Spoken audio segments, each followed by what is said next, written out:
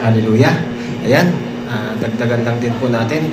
So, napakabuti po ng Panginoon sa atin. So, dito po sa Genesis 22, alam niyo po, ang nung magmula, ditong istorya na ito, nagsimula pa po ito sa Genesis 12 pa lang. Yung pagkatawag kay Abraham. Diba? Tinawag siya. Doon sa Genesis 15, pinangakuan siya. Doon sa Genesis 17, pinagtibay yung mga pangako ng Panginoon. Dito sa Genesis 21 na nakaraan, doon naman po dumating yung katuparan ng Panginoon. Diba nakita nyo?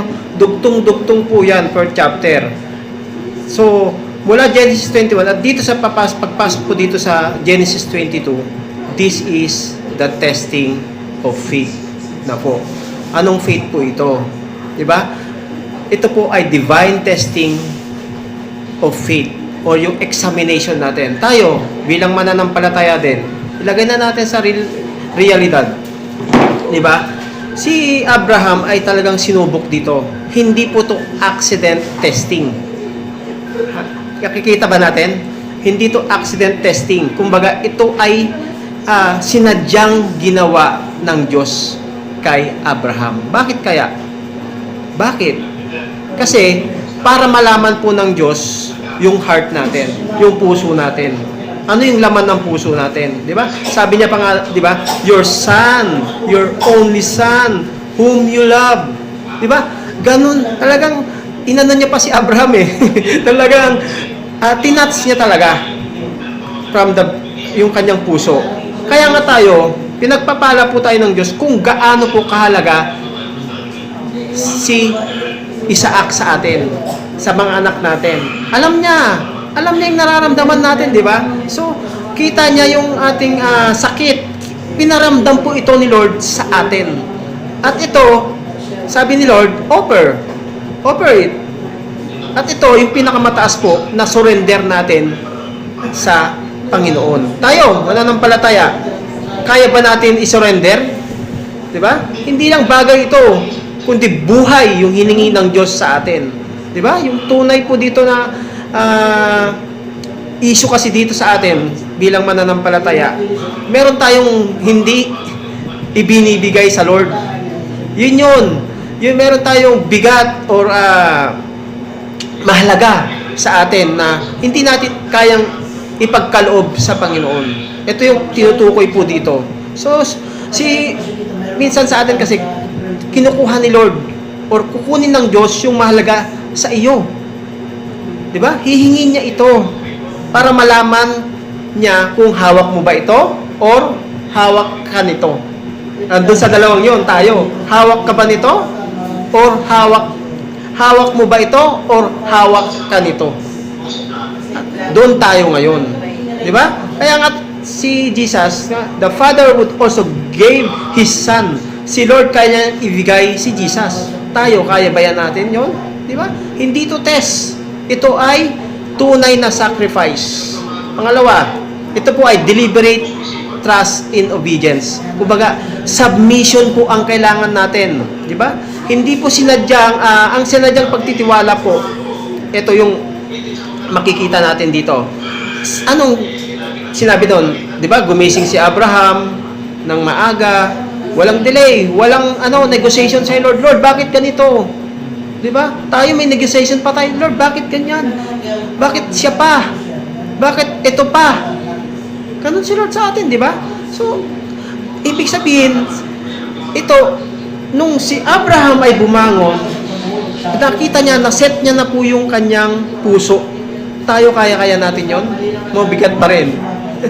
Di ba? Mabigat. Di ba?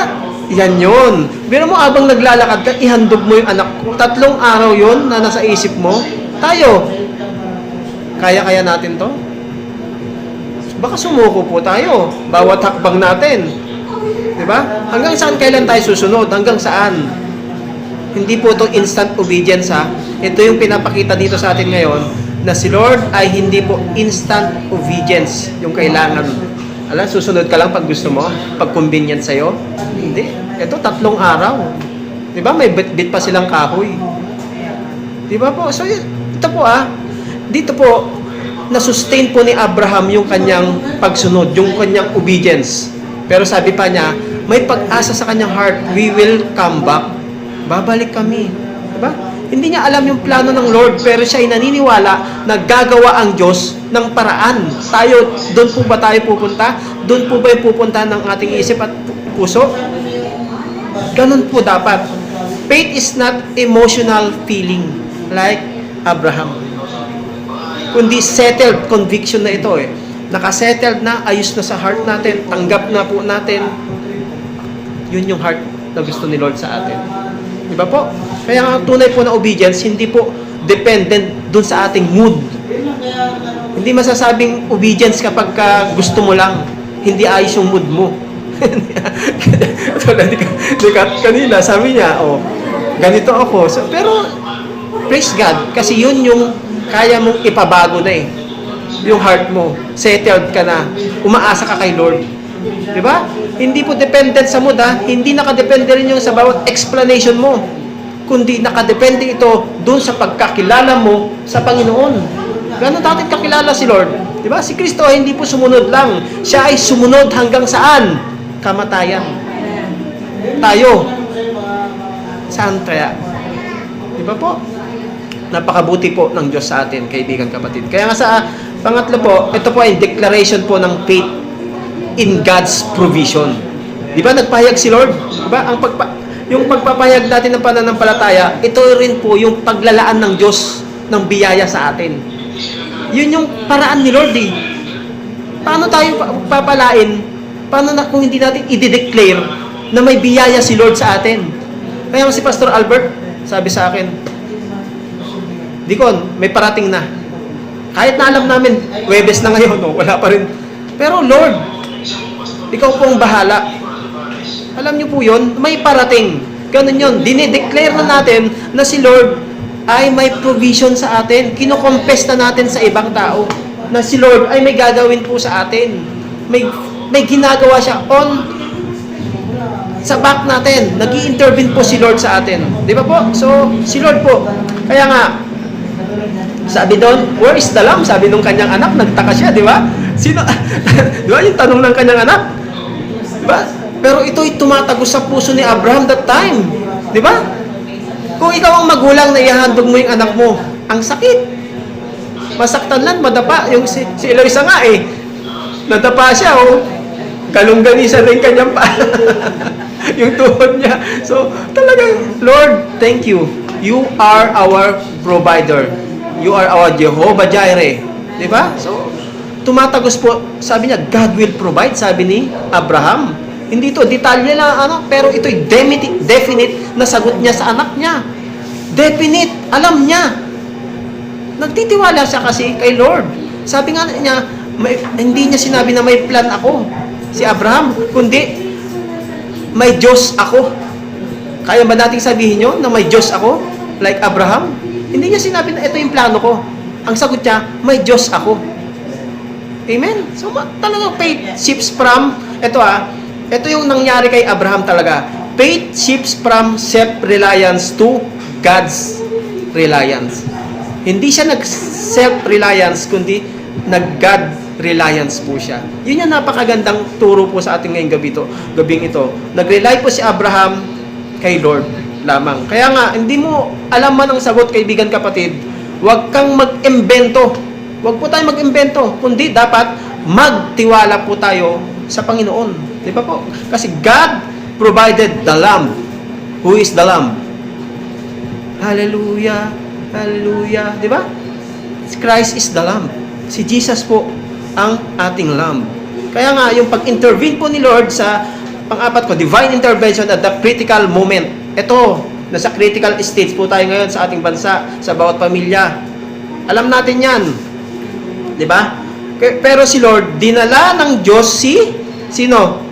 Abraham sa pinakadulo ng saan? Pinaakyat niya sila sa bundok eh. Altar. Di ba po? Tayo. Walang reservation po doon. Di ba? Then, nung itataas na nga ni Abraham, God stops him. Di ba? Kaya nga, God's test to the point of surrender. Tayo, nagsosurrender po ba tayo? Tinetest tayo ni Lord doon sa punto na tayo'y nagsosurrender na. Lord, surrender na ako. Suko na po ako. And then, dito nagre-reveal po yung grasya ng Diyos sa atin. Napakabuti ng Panginoon sa atin sa bawat pagkakataon. Kaya kaibigan, kapatid, kahit feeling mo sagad na sagad ka na, nanay. Maaring iyon yung moment ng intervention ni Lord. Dito po yun, ay. Kaya wag niyo pong si Lord nag-intervene po sa atin. Kaya nga, sabi nga po, kung i-connect natin to, si Isaac po ay spared talaga. Christ sacrificed. Di ba? Ito yung puso po dito ngayon sa Genesis 22. And then sa huli ko po, divine provisions ni Lord sa atin. Di ba? Yung substitution. May ang paglalaan ni Lord kasi, yung paglalaan po natin, may kapalit yan sa Panginoon. Maglaan man tayo, may kapalit yan sa Panginoon. Di ba po? Kaya nga, He lifted His eyes. Anong sagot? Nandun agad yung ram. May substitute si Lord na gagawin. May ibibigay si Lord. Magpo-provide siya. Kasi si Lord ay sufficient. All sufficient si Lord sa atin. Kaya nga minsan, present na yung ating provision, pero hindi mo kasi ito nakikita. Tinitignan po kasi natin yung problema. Ito po yun. Pero si Abraham, yung faith po niya, iba yung tingin niya. Ang ganda. So, napakaganda po ngayon ng turo ng Panginoon sa atin. Diba? Present na provision kay Christ, kay God, lagi. Kaya nga, Jesus is our substitute. Siya yung kapalit natin on our behalf. Si Jesus po yun, nag-mediate po sa atin. Kaya nga, ni-reaffirm po ni Lord yung kanyang pangako. Diba? Yung pinagtibay niya po yung kanyang pangako. God swears by Himself. Pinakamataas na assurance yung ginawa ni God, because you have obeyed.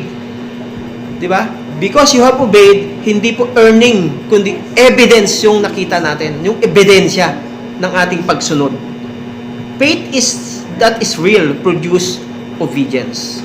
Di ba? Kaya nga, kung may faith po tayo, makikita yan sa buhay po natin. Makikita yan sa bawat testimony natin. Amen? Na kumikilos ang Diyos.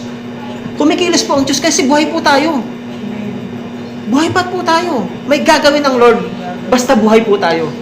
Amen? Ipakita po natin. Kaya nga, Christ is the promised seed nga. Dito sa lineage na to, yung lineage po na pinapakita dito, mula kay Isaac, magpunta kay Jesus, ito yung divine covenant ni Lord, yung pangako niya sa atin. Kaya nga, ikaw, kaibigan kapatid, yung continuation dito kasi naman, makikita na natin dito yung God's plan ni Lord sa atin. Sa huling mga verses 19 to 24, naging normal naman po yung buhay ni Abraham ulit that time. After that, wala nang story na intervention nila ng pakikipag-ugnayan ni Lord kay Abraham, di ba? So, dito na makikita na din yung si Rebecca, pinapakita na dito sa mga susunod kasi mapapangasawa ni Isaac si Rebecca, di ba? So, tayo, kaibigan kapatid, piniprepare ni Lord ang bawat sandali ng ating buhay. Piniprepare niya mula Genesis 12 hanggang gato. Makita natin kung paano inayos ni Lord yung buhay ni Abraham. Di ba po? So, napakaganda.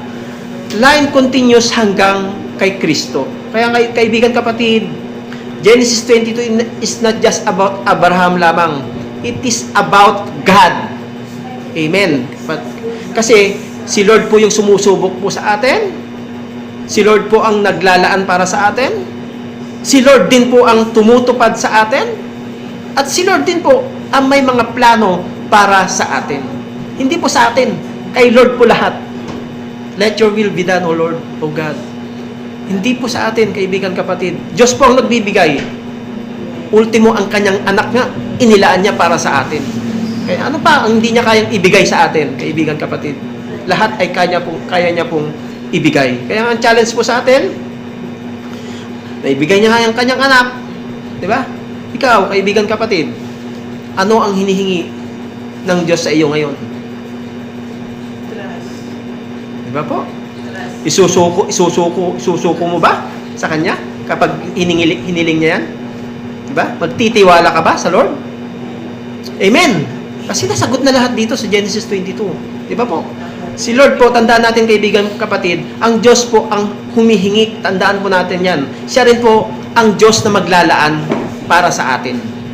Hindi po nagkulang si Lord sa atin. Sinusustain niya po tayo lagi. Kaya nga kaibigan kapatid, ang Diyos po ang ating Moraya. Siya rin ang ating Diyos dun sa krus ng Kalbaryo. At siya rin ay tapat magpakailanman. So yun po, sa Diyos lahat ang papuri. So tayo po ay dadako sa